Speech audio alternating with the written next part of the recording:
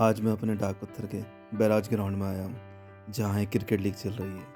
और इस लीग के एक मैच को ऊपर से दिखाने के लिए मैंने चुना है अपने डाक पत्थर के फेमस, जहाँ पे सभी इन्हें खड़े होकर बहुत अपनी दीन दुनिया की बातें और आगे की ज़िंदगी के सपने देखे होंगे, जिसे हम लोग डाक पत्थर वालों की भाषा में रैलिंग कहते हैं।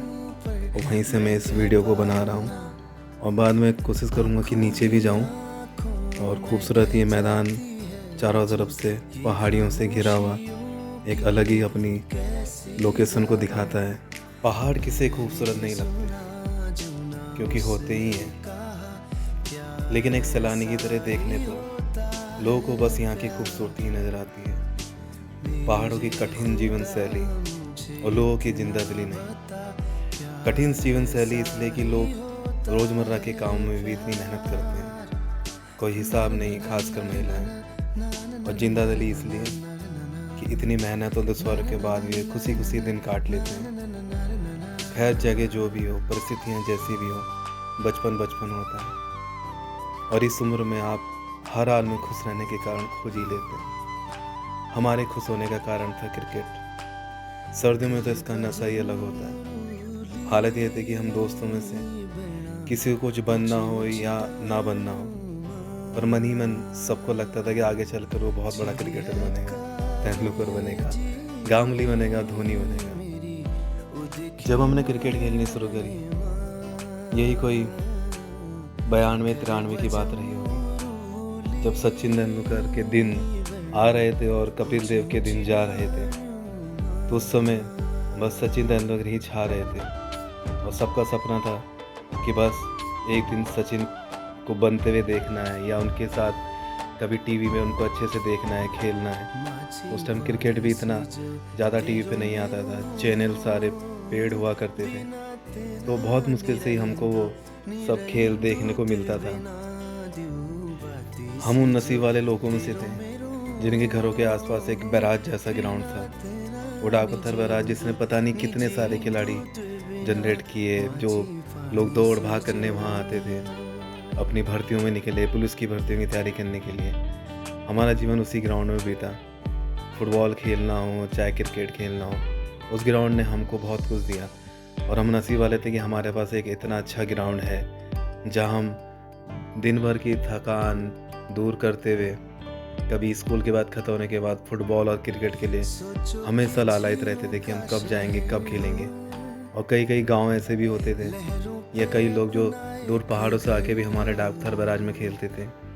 उनके गांव में वैसी स्थितियां थी कि जिस स्थिति के कारण उनके गांव में ना ग्राउंड थे ना कुछ थे, तो वो भी बड़ी ही मुश्किल से अपना जीवन जीते थे।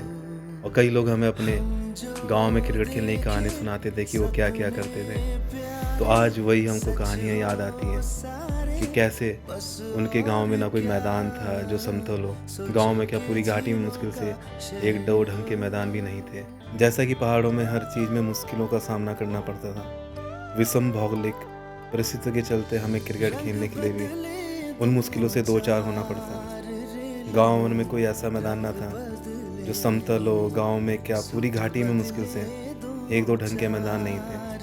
ऐसी ऐसी ढलानों पे हम स्टंप गाड़ते थे कि अगर बल्लेबाज ऑफ साइड में शॉट मार दे तो कीपर से गेंद छूट जाए, तो गेंद खोजने में कम से कम 10-15 मिनट की फजीयत तय थी। कई बार तो गेंद ही गुम हो जाती, इसलिए ऑफ साइड में शॉट मारने पर आउट रखा गया। लेकिन इन सब कठिनाइयों के बाद भी क्रिकेट खेलने की खूब जिज्ञासा थी। उन दिनों हम प्लास्टिक की बॉल दुकानदार से खरीद के खेलते थे और बच्चे खुद ही बनाते थे। तब आज की तरह बल्ले लेने का प्रचलन नहीं के बराबर था, या यूँ कहें पैसा और बाजार आज जैसा नहीं था। हमने तो बल्ले ही बनाए, लेकिन हमसे पुराने लोगों से हमने सुना है कि वो गेंद भी खुद ही बनाते थे, या तो प्लास्टिक जलाकर या फिर बांज एक पेड़ के गांठ की। पर हमारे समय में गेंद बनाने का चलन जा चुका था, जैसे अब बल्ले बनाने का भी चला गया है। लेकिन मैदान वैसे ही है। अभी पता नहीं मैदान बनने में कितने साल और लगेंगे। सर्दियों में क्रिकेट अपने चरम पे होता। छुट्टी के दिन हम सुबह सुबह 9-10 बजे खाना खाकर कई बार बिना खाए भी खेलने चल देते और शाम के 4-5 बजे लौटते। अब ताज्जुब होता है कि इतना करने पे भी हम थकते नहीं थे। सोचते थे कि इतनी जल्दी क्यों ढल जाता है दिन। आसपास के गाँव में टीम ले जाकर उनसे भिड़ने का अलग ही मज़ा होता। दूसरे गाँव वालों के साथ होने वाले फ्री मैच नहीं होते थे। हर मैच में कुछ पैसे जमा करके पैसे लगाए जाते थे। जीत कर आते तो हाय हाय का नारा लगाते थे, हार के आते थे चुपचाप। अब कहाँ बच्चे मिट्टी में खेलते हैं। हमसे पूछो सर्दियों में रात रोटी के साथ सब्जी खाने में होठों में कैसी जलन होती थी। जब गालों पे सरसों का तेल लगा दे तो आंखों से आंसू आने लगते हैं। हाथ पैर भी कम फटे नहीं होते थे। लेकिन ये कोई चुनौती नहीं थी। चुनौती होती थी खेलने के लिए घर वालों की आज्ञा मिलना।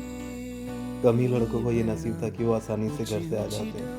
ज़्यादातर या तो घर वर का काम सारा काम करके आते या भी घर जाके मारे जाते या सूते जाते घर वालों के घर। शाम घर लौटती सूते जाने का डर उन दिनों सबसे बड़ा डर था। आज वो डर नहीं है, पर अब मैं सोचता हूँ कि जैसा भी था आज से ज़्यादा तो वही डर अच्छा था।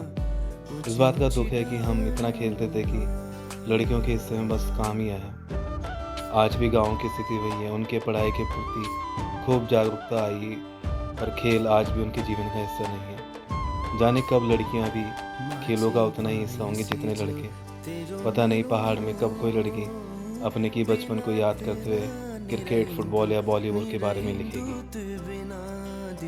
आशा करता हूँ कि आप सभी को मेरा एक क्रिकेट का दृष्टिकोण अच्छा लगा होगा, जो मैंने कहीं पढ़ा था और अपने पहाड़ के दोस्तों की क्रिकेट की कहानियों को जाना था, जो आज भी उन्हीं परिस्थितियों में क्रिकेट खेलते हैं। आगे भी ऐसी कहानियाँ आती रहेंगी। बहुत बहुत धन्यवाद आप सभी का इसके लिए।